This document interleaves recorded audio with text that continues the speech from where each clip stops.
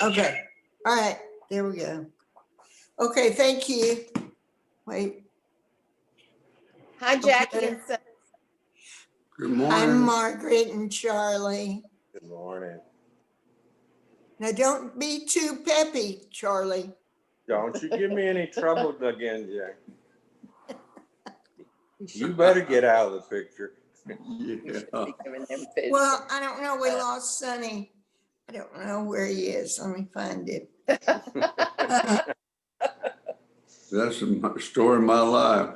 Hey, Sonny, they just won't give us a break when we try to get out of the picture, will they? Hit the ball and drag Sonny. Get on right. Oh, shoot. Happy Halloween. Oh, I'm glad you said that. I was looking at these pictures that Margaret had out here of all your parties. Very impressive. Oh, I wish you were still. It's too bad. It's too bad. Yeah. You can't blackmail anybody because they're all dead and gone. Oh. oh, shoot. We did have some fun. We did I have can some see- fun. You can see And that. some in the picture. surprises. Good morning. Good morning. morning, whoever you are. Anita, hi. Hi, Anita. Of course. Look at the painting. Yes. It's a beautiful sunrise.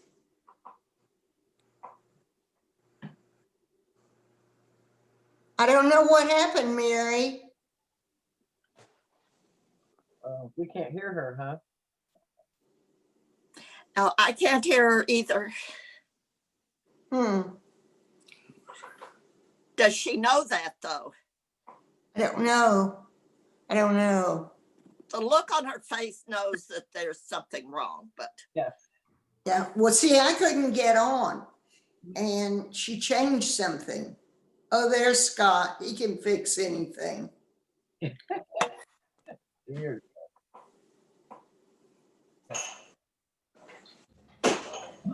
I bet you can hear now.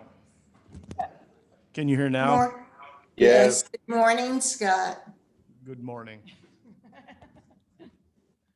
Okay, there's coffee over there and donuts.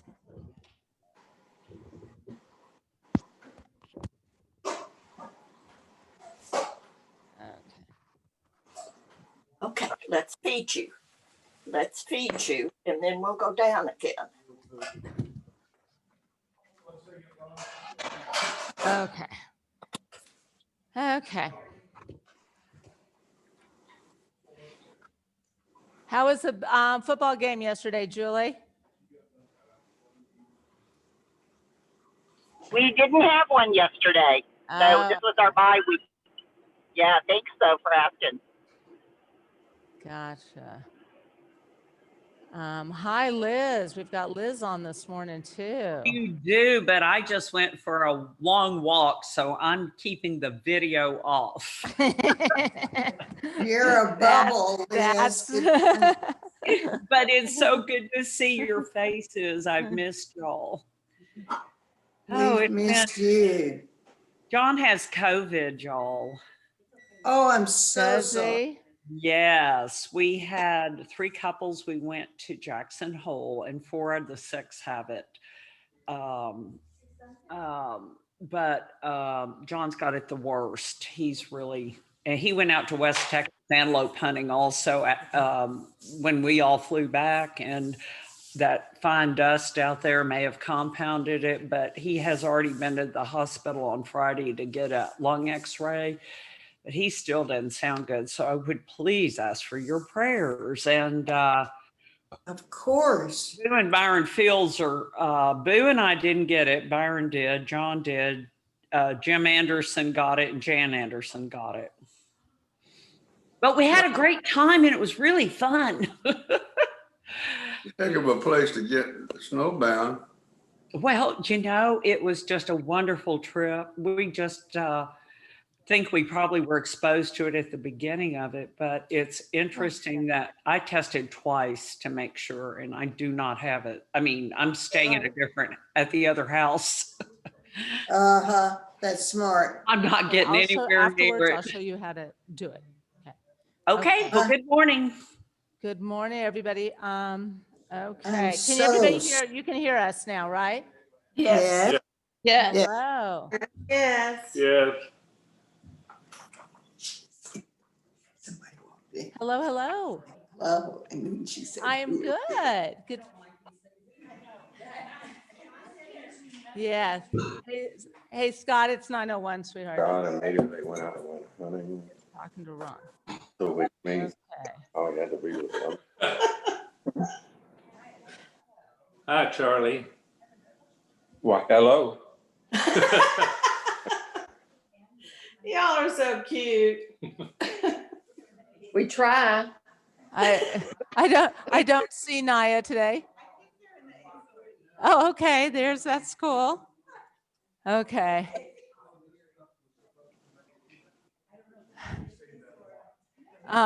Sorry, sweetheart. Do you want to not do the camera today? Or are you okay with that? This, you didn't put the camera on. Yeah. I know, sweetheart. I'm just telling you, you don't have to do it if you don't want to. I got it ready for you though. Sounds like Sounds like home. Yeah, sorry. Lots of technical issues this morning. We are on. We got a good crowd here and a great crowd on, and Very much. so. let's see. Look at your little dog. She's being so good. Fran and Brent. He knows what this is. Morning. Bible study. Good morning. Are you in Rockport or Frederick? We're in Fredericksburg. We're making sure that the people here in the room can see you guys. So we're putting this camera on. just I so don't you think know. we see them. Yeah, but they can't see you yet. Okay. So they will in a second. It's bananas. Oh, I'm sorry. Yeah, you can't see them. I'm sorry. The people that on the computer can, sorry. It's just one of those days.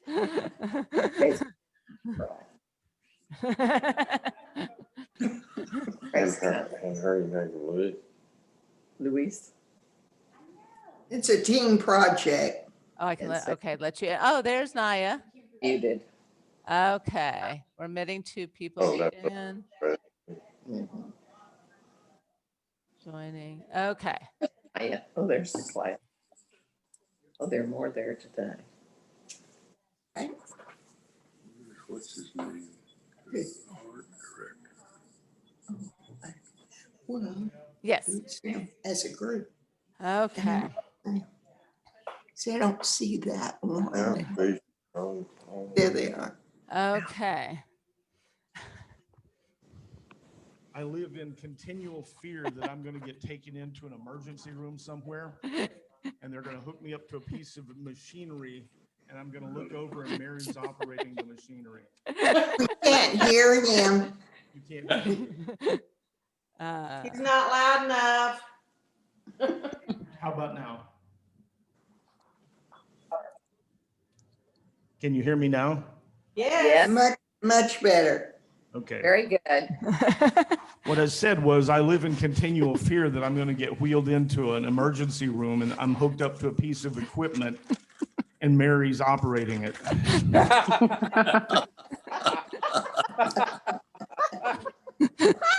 It's going to happen now. It might. I think there's, You want to mute? I think there's more than one feeling out there like that. Okay, guys, I'm gonna mute you all just a second.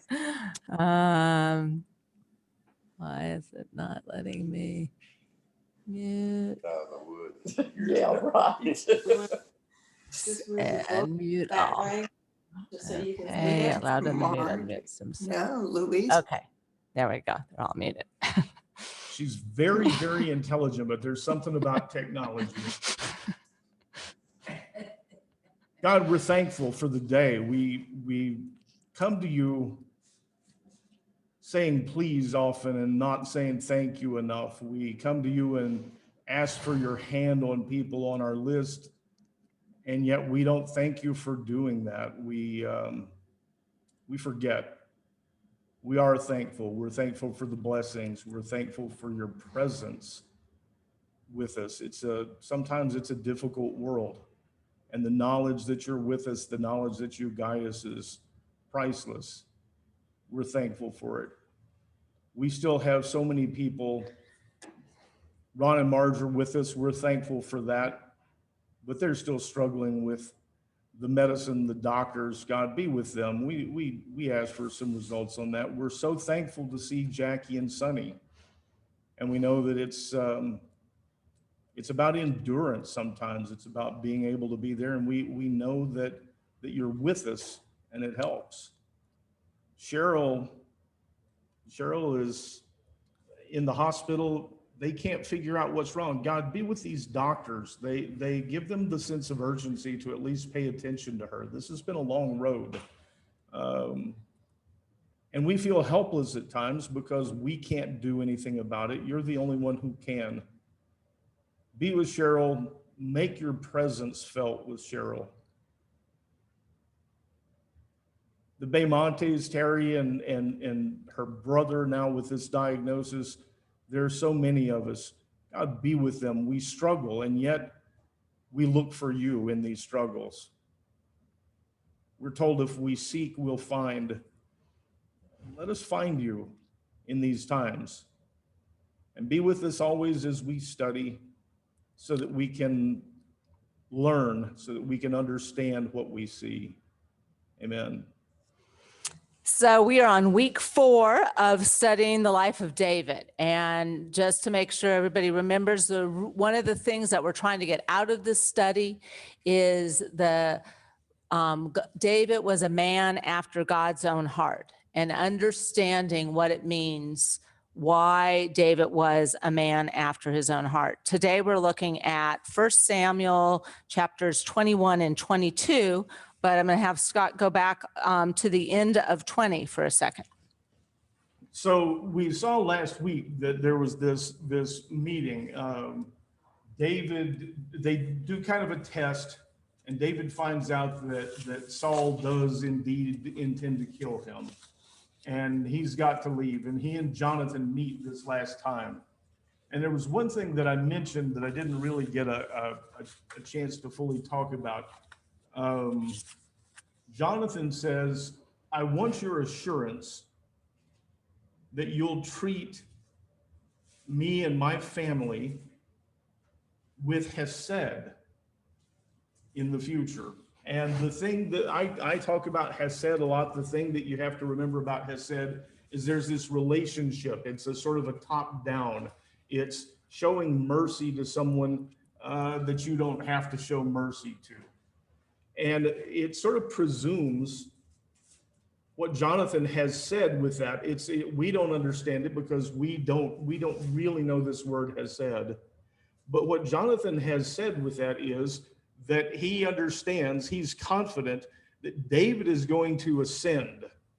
I think by now Jonathan understands David's going to be the king, and that Saul's going to be replaced, that Jonathan's not going to inherit it. So when he says, treat me with hesed, it's because you can see he knows what's going to happen. And then he says, treat me with hesed, even when all of God has brought all of David's enemy to justice, or brought all of them down. And the only person he can really be talking about that time is Saul. So Jonathan has an understanding. Jonathan is saying, he's confident that God's going to bring justice to Saul, Jonathan's father, his own father. And he says, when God brings justice to these, remember and treat me and my family with hesed. And as I mentioned last week, one of the common thing to do is when someone, deposes the king, is to kill his entire family, so that they don't come back saying I'm the rightful heir. So Jonathan has said a lot. Jonathan has revealed a lot, and we can pretty much understand that Jonathan believes at this point that Saul will be taken down and that David will wind up becoming king. And if that seems like a stretch, wait around till next week and you're going to see something that shows that it's true.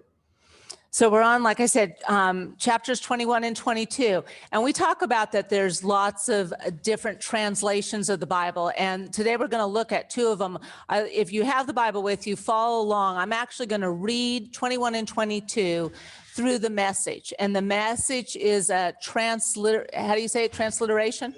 Transliteration. So people don't use it when you're doing a Bible study. It's more of a story. But this is quite a story. We're looking at it, 21 and 22. Scott often uses the Berean Bible and translation. And so when we go through the details of it, that's the translation we'll be using. But sit back, and like I said, this is quite the story. So we're at 21.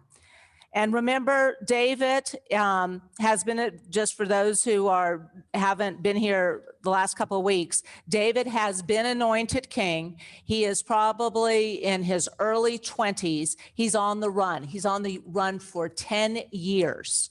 And he's just starting this run. So from 20 to 30, he doesn't become king. He doesn't take over as king until he is 30, but he's on the run. David went on his way, and Jonathan returned to town. David went to Nob, to Ahimelech the priest. Ahimelech was alarmed as he went out to greet David. "What are you doing here all by yourself, and not a soul with you?" David answered Ahimelech the priest, "The king sent me on a mission and gave strict orders. This is top secret, not a word of this to a soul. I've arranged to meet with my men in a certain place. Now, what's there here to eat? Do you have 5 loaves of bread? Give me whatever you can scrounge up." "I don't have any regular bread on hand," said the priest. "I only have holy bread. If your men have not slept with women recently, it's yours." David said, "None of us have touched a woman. I always do it this way when I'm on a mission. My men abstain from sex. Even when it's an ordinary mission, we do that. How much more on this holy mission?" So the priest gave him the holy bread. It was the only bread he had. Bread of the presence that had been removed from God's presence and replaced by fresh bread at the same time. One of Saul's officials was present that day, keeping a religious vow. His name was Doeg, the Edomite. He was chief of Saul's shepherds. David asked Ahimelech, "Do you have a spear or a sword or any kind around here? I didn't have a chance to grab my weapons. The king's mission was urgent, and I left in a hurry." The priest said, "The sword of Goliath, the Philistine you killed at Oak Valley, that's here. It's behind the ephod, wrapped in a cloth. If you want it, take it. There's nothing else here." "Oh," said David, "there's no sword like that. Give it to me." And at that, David shot out of there, running for his life from Saul. He went to Achish, king of Gath. When the servants of Achish saw him, they said, "Can this be David, the famous David? Is this the one they sing about at their dances? Saul kills by the thousands, David by the tens of thousands." When David realized that he had been recognized, he panicked, fearing the worst from Achish, king of Gath. So right there, while they were looking at him, he pretended to go crazy, pounding his head on the city gate and foaming at the mouth, spit dripping from his beard. Achish took one look at him and said to his servants, "Can't you see he's crazy? Why did you let him in here? Don't you think I have enough crazy people to put up with as it is without adding another? Get him out of here." So David got away and escaped to the cave of Adullam. When his brothers and others associated with his family heard where he was, they came down and joined him. Not only that, but all who were down on their luck came around, losers and vagrants and misfits of all sorts. David became their leader. There was about 400 in all. Then David went to Mizpah in Moab. He petitioned the king of Moab, "Grant asylum to my father and mother until I get out what God has planned, till I find out what God has planned for me." David left his parents in the cave in the care of the king of Moab. They stayed there all through the time David was hiding out. The prophet Gad told David, don't go back to the cave, go to Judah. David did what he told him. He went to the forest of Hereth. Saul got word of the whereabouts of David and his men. He was sitting under a big oak on the hill of Gibeah at the time, spear in hand, holding court surrounded by his officials. He said, listen here, you Benjaminites. Don't you think for a minute you have any future with the son of Jesse? Do you think he's going to hand over your choice land, give you all influential jobs? Think again. Here you are, conspiring against me, whispering behind my back. Not one of you is man enough to tell me that my own son is making deals with the son of Jesse. Not one of you who cares enough to tell me that my son has taken the side of this outlaw. Then Doeg, the Edomite, was standing with Saul's officials, spoke up. I saw the son of Jesse meet with Ahimelech, son of Hittim, in Nob. I saw Ahimelech pray with him for God's presence, give him food, and arm him with the sword of Goliath, the Philistine. Saul sent for the priest Ahimelech, son of Hittim, along with the whole family of the priests of Nob. They all came to the king. Saul said, you listen to me, son of Hittib. Certainly, master, he said. Why have you ganged up against me with the son of Jesse, giving him bread and a sword, even praying with him for God's guidance, setting him up as an outlaw out to get me? Ahimelech answered the king, there's not an official in your administration as true to you as David, your own son-in-law and captain of your bodyguard. None more honorable either. Do you think that was the first time I prayed with him for God's guidance? Hardly. But don't accuse me of any wrongdoings, me or my family. I have no idea what you're trying to get at with this outlaw talk. The king said, death, Ahimelech, you were going to die, you and everyone in your family. The king ordered his henchmen, surround and kill the priests of God. They're hand in glove with David. They knew he was running away from me and didn't tell me, but the king's men wouldn't do it. They refused to lay a hand on the priest of God. Then the king told Doeg, you do it, massacre the priest. Doeg, the Edomite, led the attack and slaughtered the priests, the 85 men who wore the sacred robes. He then carried the massacre into Nob, the city of priests, killing man and women, child and baby, ox, donkey, and sheep, the works. Only one son of Ahimelech, son of Ahitub, escaped, Abiathar. He got away and joined up with David. Abiathar reported to David that Saul had murdered the priest of God. David said to Abiathar, I knew it that day. I saw Doeg, the Edomite there. I knew he'd tell Saul, I'm to blame for the death of everyone in your father's family. Stay here with me. Don't be afraid. The one out to kill you is out to kill me too. Stick with me. I'll protect you. So first of all, that translation to modern English, I do want to say that scrounge up is a Hebrew term. So there's, as always, there's a lot going on. The first thing we see though, Samuel has brought Saul God's word that Saul's kingdom wouldn't endure. Saul isn't taken out of the kingship, but his kingdom, his lineage is not going to endure. And Saul is enraged by this. He's looking for any way to keep it from happening. And so he's become obsessed with David. And it's another sign that he probably has a pretty good idea. It's David who's going to replace him. And so it's like King Ahab and Moby Dick. It's all he thinks about. David leaves that meeting with Jonathan and goes to Nob. And Nob is a place where the priests live. At one time, it has the tabernacle, this big tent. At one time, it had well, I don't guess it did have it. The tent is supposed to have the Ark of the Covenant, but Saul has moved that. But it's still the place where the priests live, and people go there at times to get them to ask about what God wants, to get God's intent and word from them. And David goes there, and Ahimelech is the high priest. And Ahimelech obviously suspects something. Everyone knows David, he's become this great general, and word gets around that David and Saul are sort of on the outs with each other. And he says, "What are you doing here alone?" And David tells him, "Oh, I'm on a secret mission from Saul." He says, we're out here. We didn't have time to grab food.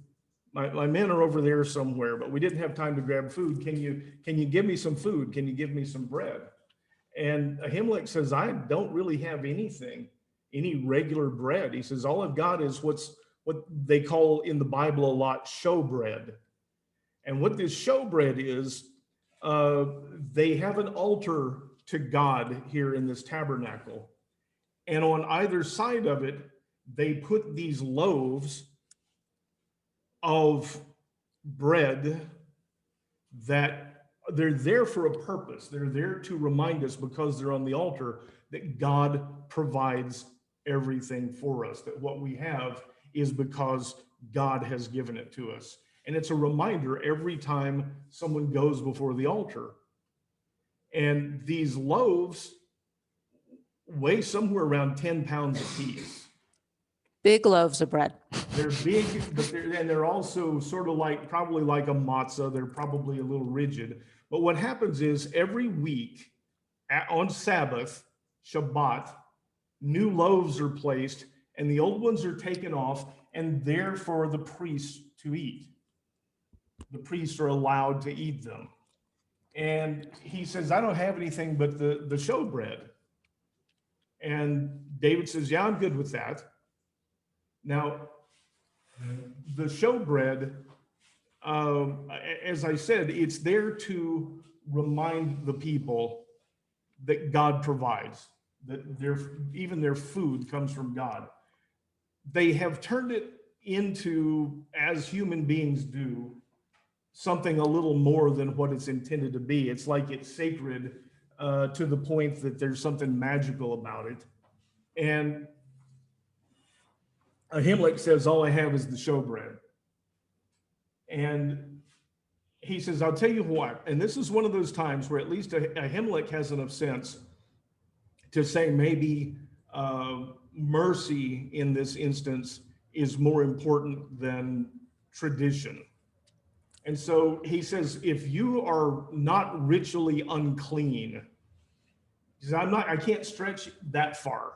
But if you're ritually pure, if you're, he says, "I'll give you some of the showbread that you can take with you."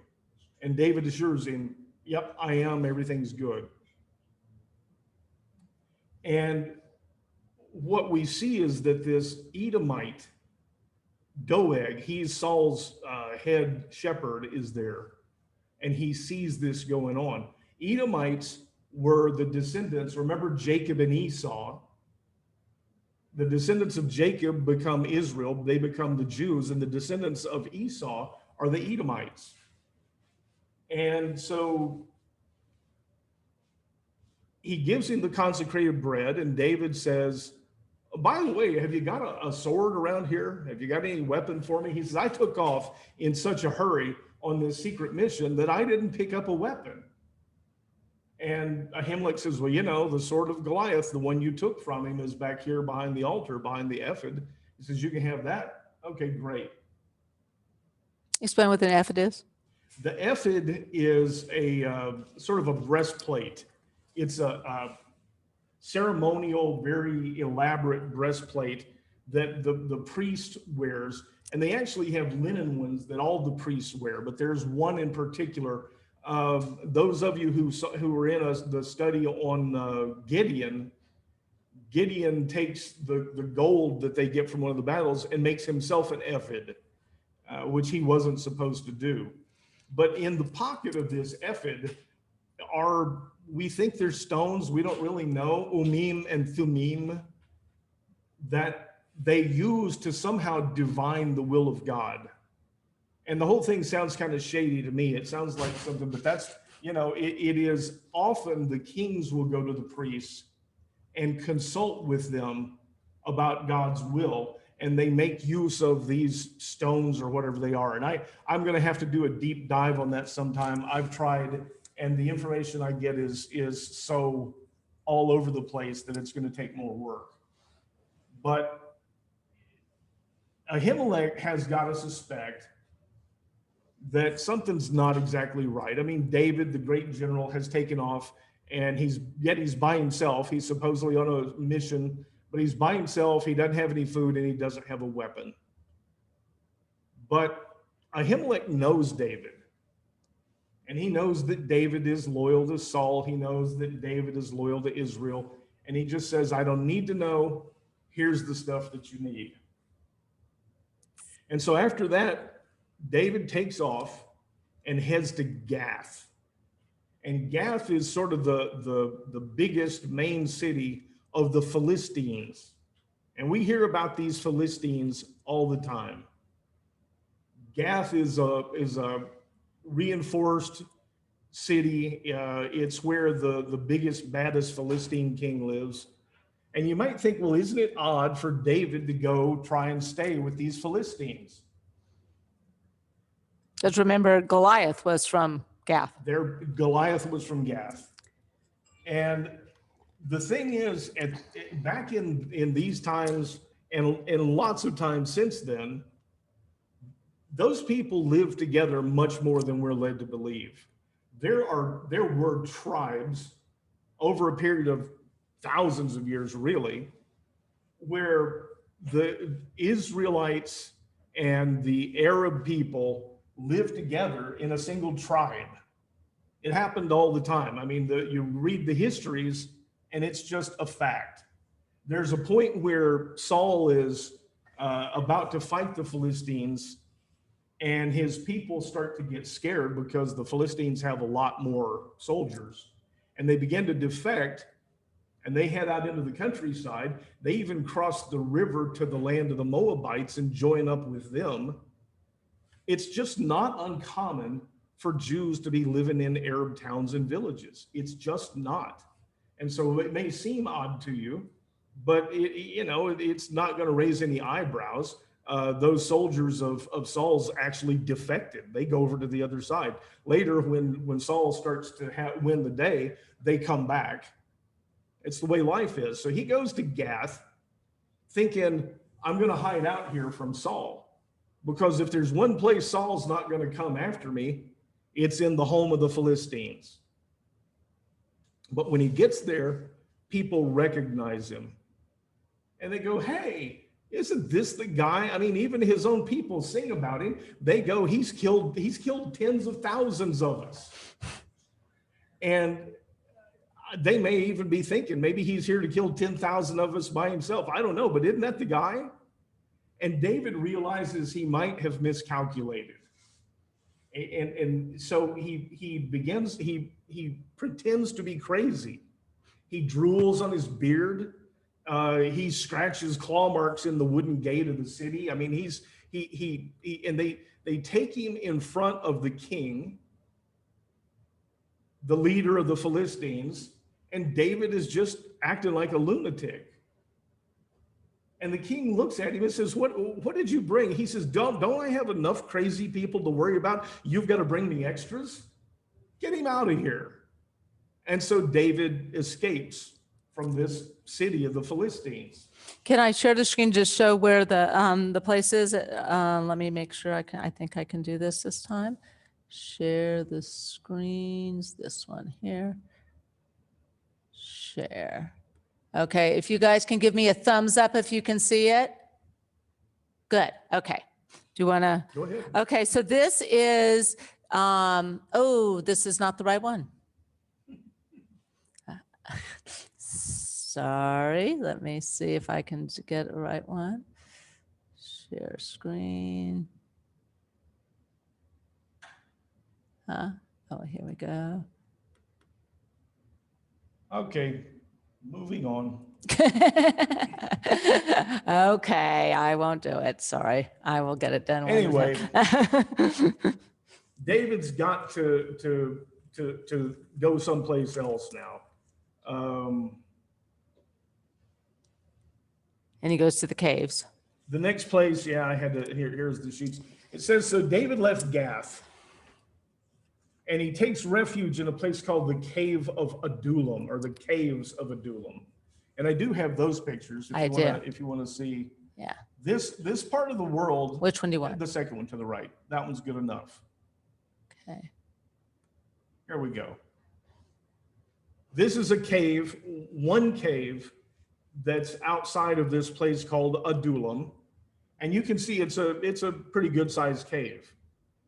There are some that are bigger than that. I picked this one because on some of them they've built arches. They've finished them in. And this one at least is still left raw.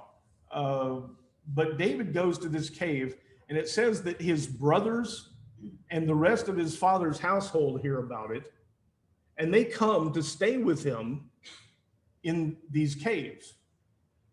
And it says that all of those, what Mary just read, is that these no accounts, I don't remember the exact words, but Vagrants. these vagrants and losers come to stay with David. That becomes his little private army. And it just irritates me because if you're going to do a translation, at least do a little bit of work on it. It sounds like he attracts all the dregs of society. And what it says, what those words mean in the version that I like to use, what it describes is all of those who were distressed or indebted or discontented rallied around David. And one of the things that you see from that is that Saul may not be a really very good king, because there appear to be a lot of people who are distressed and indebted and discontented. Saul's so busy with looking for David, he's not always looking out for the good of the kingdom. And so there are people out there that are, you know, they're disaffected. They're not fans of Saul, and they rally to David.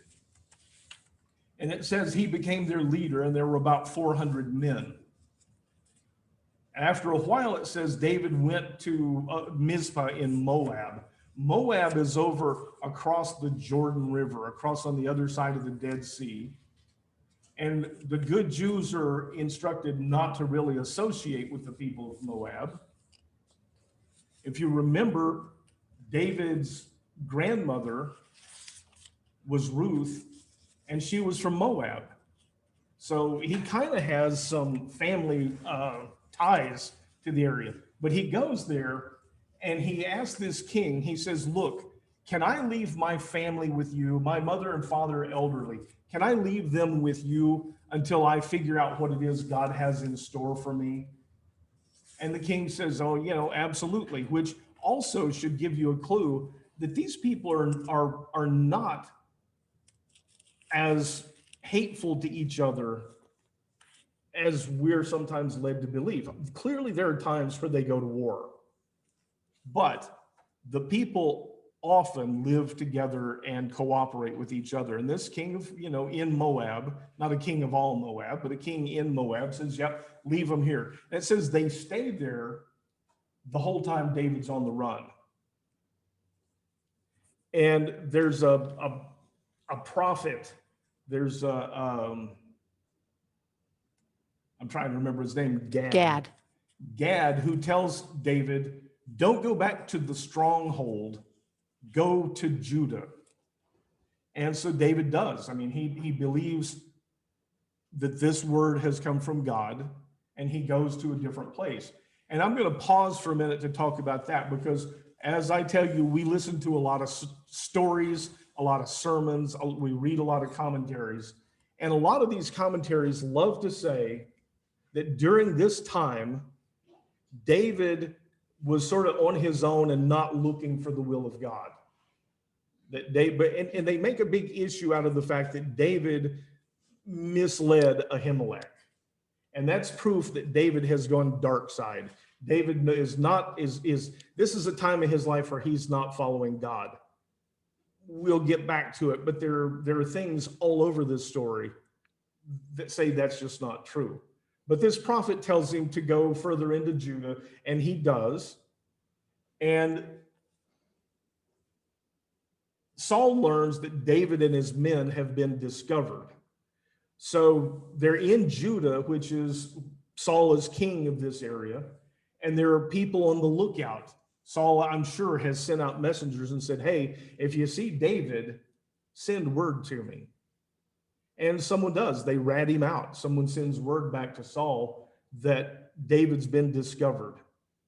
And Saul is sitting here in this, under a tree. And Mary said, isn't that odd that they make such an issue out of him sitting under a tamarisk tree? And in that country, there are not as many trees, and some of them are famous. And I said, you know, in Lamar, we've got a hanging tree. And if Sam Houston had stopped for a while, Goliad. Goliad. You said Lamar, too, yeah. but yeah. Lamar is where I said we've got a okay, hanging yeah. tree. But if somebody, some famous person, had camped under the hanging tree, and you're writing history, that's what you'd say. So here's Saul. He's holding court, and he's angry. Saul is just consumed with David. And he's from the tribe of Benjamin. He goes, listen up, all you men of Benjamin. What are you doing conspiring with this son of Jesse, with David, sneaking around, helping him, trying to bring me down? And I'm sure they're all sitting there going, you know, I don't know what you're talking about. But he said, you know, do you think if David becomes king, and here's another clue, Saul's got a pretty good idea, David's going to be the one to replace him. Do you think if David becomes king, he's just going to give you all land and money and titles and everything? He's not going to do that. So, you know, you're helping the wrong guy. And nobody's stepping up. Nobody's admitting, nobody's coming in to rat out David, because I'm sure probably none of them even know. But go back to Doeg, the Edomite, who was there when David went to go see the high priest. And Doeg is Saul's chief shepherd, which is no small thing. If you remember when the sons of Abraham go off into Egypt, they become Pharaoh's personal shepherds. It's a big deal because wealth is counted in livestock. So this chief shepherd happens to be there, and he pipes up. He's gonna do himself a favor. He's gonna say, hey, I was there when David went to the high priest, and the high priest helped him, and they're plotting against you. And Saul goes nuts. And he summons that high priest. He summons Ahimelech, and he summons all the rest of the priests from Nob. And he calls out Ahimelech, and he says, you've been plotting against me with David. And Ahimelech, remember, all he knows is David said, I'm on a mission from Saul. And he gave him some bread, and he gave him the sword that he'd won. And Ahimelech says, first of all, Saul, nobody is more loyal to you than your son-in-law David. Nobody. You should know that. But not only that, don't you dare accuse me of doing anything wrong. I didn't know about this feud that you two have going. I've got no part in this. And Saul, you know, doesn't listen to the logic of that. Saul says, nope, I'm going to put you to death. I'm going to put you and all the rest of the priests to death. And he tells his men, kill them all. And once again, to give you a sense of how just crazy Saul has become, his men refuse to do the dirty work. His men refuse an order from the king. And so he turns to this Doeg, this Edomite, and he says, you kill him.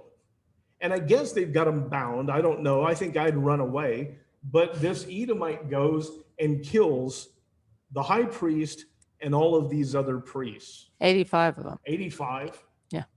And then, and you assume he probably took some men with him, but he goes to Nob and he kills everybody in the town of Nob. He kills them all. Men, women, children, oxen, chickens, lizards. He kills them all. And one guy escapes. One son escapes. And he runs to David and tells him, and by the way, as he escapes, he grabs the ephod, the breastplate, and the stones in the pocket and carries them with him. He's carrying on the priesthood, but he splits and he goes to David and he tells him what's happened. And David says, I knew better. I knew Doeg was there. I knew he was going to tell Saul. He says, I'm responsible for your whole family being killed. And a lot gets made of that in these commentaries we listen to, that somehow David has done this evil thing. Yes, sir. Why Ahimelech is obviously on David. On David's, he's not on the side, but I guess he's sympathetic to David or whatever you want to call it. So why is David dishonest with him? Okay, that's a good question. Let's just go back. Make sure because they heard it.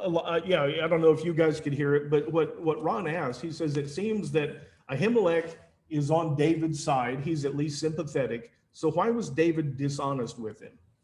First of all, Ahimelech is the high priest of the whole nation of Israel.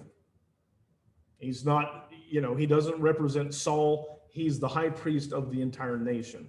And when you listen to what Ahimelech tells Saul, one of the things he says is, do you think this is the first time David has come to me for advice?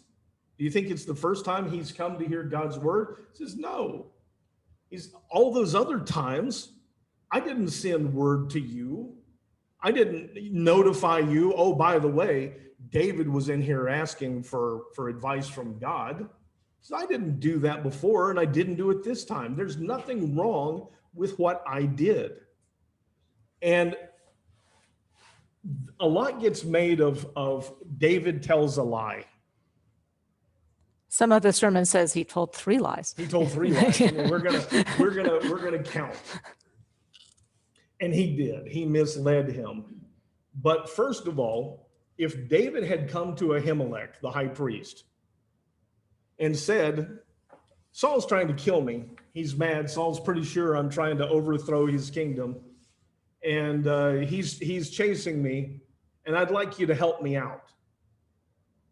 Ahimelech is obligated to tell Saul, because Saul is the anointed king.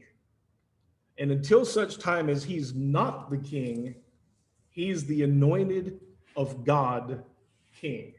And Ahimelech would be obligated, first of all, to probably not help him. And second of all, to send word to Saul, maybe to try and hold David there. And this thing came up this week numerous times of people talking about how David had left God. He was out on his own doing his own stuff. What choice did David have? Saul's trying to kill him. So David could try and raise his own army and kill Saul, have a war over it. And what we see and what we're going to see is David takes it very seriously that Saul is God's anointed king. And he says, I'm not going, it's not my place to overthrow him. And so David runs. I don't know what choice he had. And he's at the point he had to leave, remember, it's kind of spur of the moment. And he's just about starving. And so he does mislead Ahimelech. But at the same time, as I said, if he tells Ahimelech the truth, Ahimelech has no choice. Ahimelech has to alert Saul. So, at least one person did say he did that to protect Ahimelech. I don't know whether Ahimelech is even really sympathetic, because Ahimelech doesn't know. Well, he's sympathetic because David is a general in Saul's army. Ahimelech literally doesn't know about this conflict that has arisen, that Saul has decided to kill him. If you remember Saul's own son, Jonathan, when David said, your dad's trying to kill me, he says, no, he's not. If he was, he would have told me. And Jonathan lives right there with him. So the idea that Saul somehow sent word over to Nob and told Ahimelech, oh, by the way, I'm trying to kill David, I'd like some help. There's no reason to think that happened. So Ahimelech says, I didn't know anything about this feud between you and David. The man came to me asking for food, and I gave it to him, but I've helped him in other things before. And he came to me, it indicates asking for advice from the high priest. He said, he's come to me many times. You don't think this is the first time David came to me as the high priest and asked for advice. So he said, I didn't take David's side over yours. I did the same thing I've always done as high priest. And I don't see any reason to second guess what Ahimelech says to Saul. David misled him because David felt like he didn't have a choice. I'm utterly convinced of that, and we'll see some other things that sort of indicate it. But yeah, if he had told him the whole story, Ahimelech couldn't have helped him the way that he did. He did mislead him. I can tell you that, and this is going to be unpopular. I was talking to Mary about it last night, and it's going to be unpopular. But the 10 Commandments, the one that people say don't lie. I'm not saying it's good to lie. Don't put words in my mouth. But that commandment says don't bear false witness. When someone's accused of something, witnesses in Jewish law are really, really important. And if you pervert that system, if we can't trust witnesses, things break down. So that commandment is don't bear false witness. And I want you to look at the difference between what Doeg does and what David did. Doeg bears false witness. David was there, but he indicates that Ahimelech and David were conspiring. Doeg bears false witness, and it gets people killed. David lied to Ahimelech. There's no doubt about it. I'm not saying it's good. But we talk about sin as being that which separates us from God. I don't think God looks kindly on the lies, but here, I'm tap dancing. Let me remind you of another thing. If you remember when Samuel was told to go anoint David, Samuel says, if I leave here and Saul gets word of this, he'll kill me. And it says that God instructed him to take a heifer and tell everybody that he's here to make a sacrifice. Now, is that misleading? I don't know. You've got to figure that out. But that's what he's told. Tell everybody you're here to make a sacrifice. All the while, we know he's here to anoint the replacement for Saul. This dicey area, I've probably already overdone it. But as far as your question, I don't think David does this out of disrespect for Ahimelech. David does this because if he says, I'm running away from the king, from God's anointed king, he's going to kill me, he doesn't leave Ahimelech any choice. So it may be as much to protect Ahimelech, but it didn't work. Doeg reports him. Doeg makes this inference that they're conspiring, and Saul has them all killed. So you could say that probably what David did was at least wise. Can you read Psalm 57? So those of us who just finished our study on Psalms, one of the ones we did not read was Psalm 57. But Psalm 57, there's a couple of Psalms, more than one, that was written during this time. One of them they believe is Psalm 57. Do you want to see the first part of it? Does it say on that one? No. Oh, well, it says it's not a maskil, it's the other one. But it's a song, and it tells what tune, and it says it was written when David was in the cave. So it's during this time. Remember all that's happened. David's on the run. All these priests have been killed. And so Psalm 57 says, "Have mercy on me, O God, have mercy.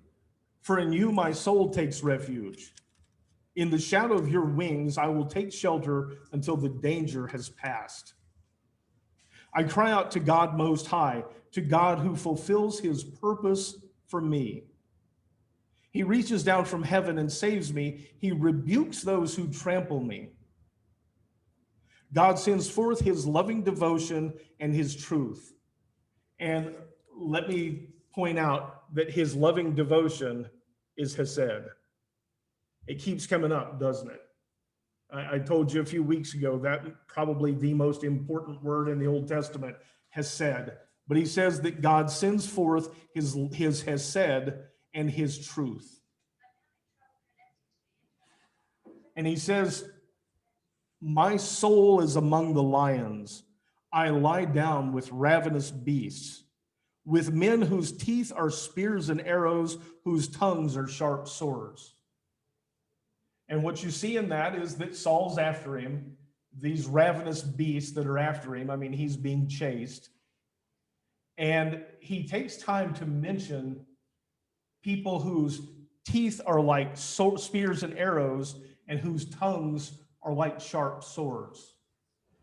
And I feel confident that he's talking about Doeg, because he now knows this story, that Doeg has gotten Saul to kill all the priests by misleading him by use of the tongue. And David is pointing out that our words are powerful weapons.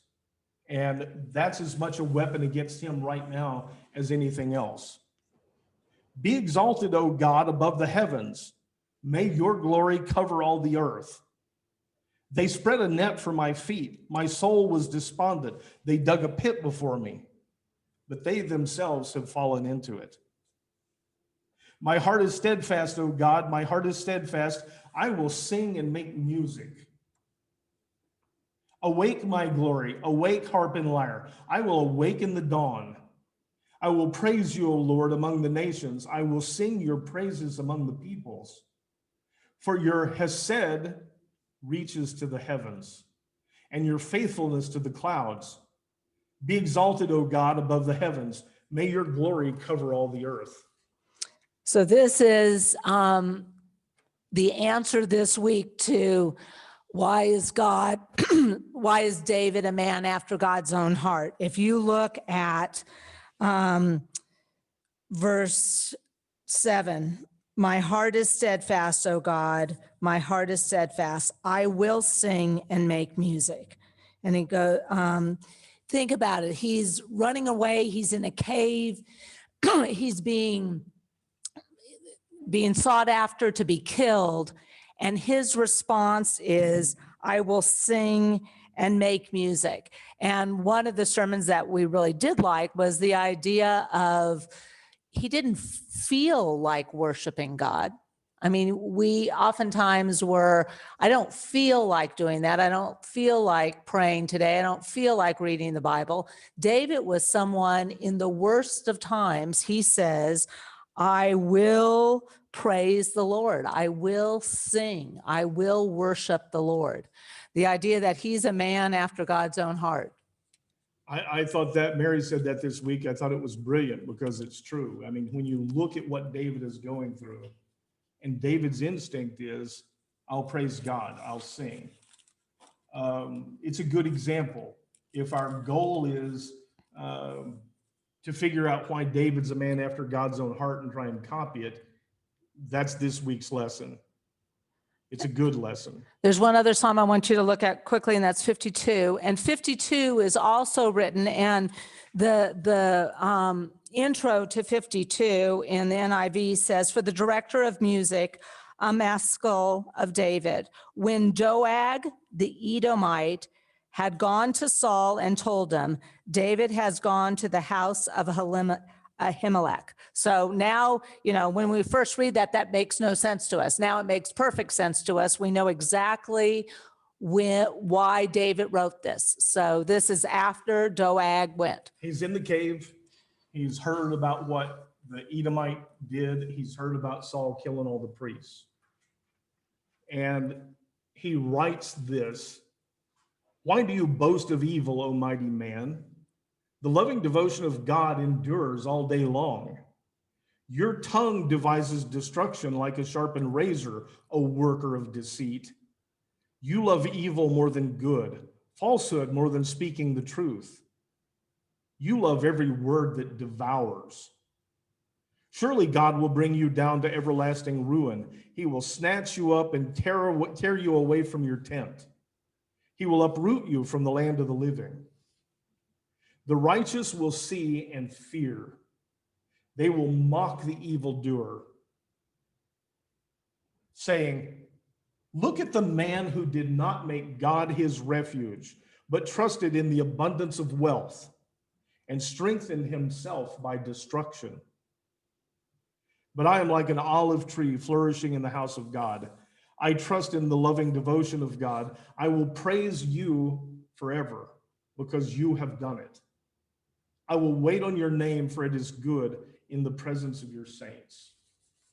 So the first part of this is calling out Doeg, a man who delights in destruction, whose untrue words caused the death of all the priests. But then he switches gears in the middle here. It's a little difficult to see maybe. But he says that the righteous will see and fear. They will mock the evildoer, saying, look at the man who did not take refuge in God, but trusted in the abundance of his wealth. Doeg is not a man with an abundance of wealth. It says he's a servant. He's a shepherd. He's the lead shepherd. But the man who did not make God his refuge is Saul. That's exactly Saul's problem. And it says he trusted in the abundance of his wealth and strengthened himself by destruction. So he's kind of calling out Doeg and then Saul. And that the people will see this and understand. And at the end, here's another lesson for what David learns. I will wait on your name. He learns to wait for God. And I'll use that as another reason why some translations are better than others. Mary was reading these and it says, I will hope. And that word is absolutely wait. There's no doubt of the Hebrew word is wait. I will wait on God. I will wait upon the Lord and I will trust. And there's a sense of hope, this hopeful waiting. But he says, I'm going to wait for the Lord's justice and I'm going to keep my hope in him. And this is the other thing. David is not going to try and unseat Saul on his own. He leaves that to God.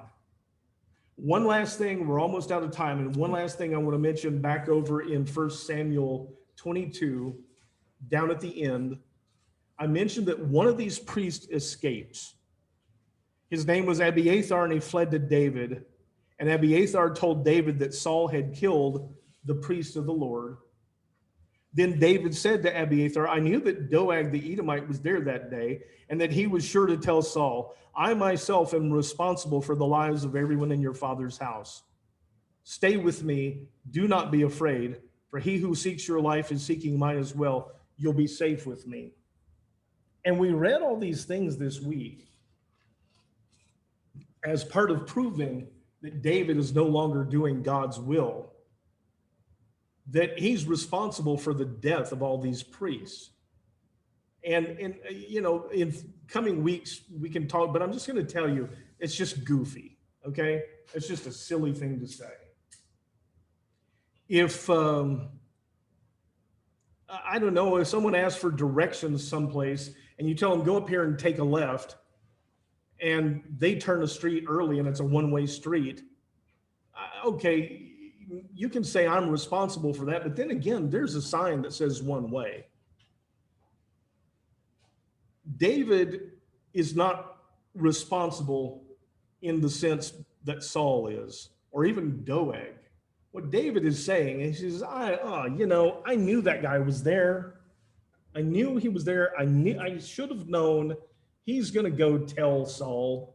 He says, I brought this down. This happened because of me. But it's not guilt as if somehow their blood is on his hands. David might have thought Doeg is going to go tell Saul. But I would suspect he would think even Saul's not crazy enough to kill all the priests. This is a crazy thing to do. He killed all the priests in a whole town. And so it's one of those things that as you read this and you see in even in some of the Psalms, David's not responsible. The blood's not on his hands, but he did set about the chain of events. It happened because Saul is so consumed with trying to preserve his kingdom, even though he knows God has said it's not going to endure. Time for closing prayers, and two things you didn't hear. John Murray's got COVID and is sick, so pray for him. And also, Gene's not here today. It would have been Connie's birthday, and he didn't tell me that. Someone else told me that, and it's true. It would have been Connie's birthday today, but we should thank God for her wonderful life, but keep Gene in your prayers. I think he's probably with family today, so.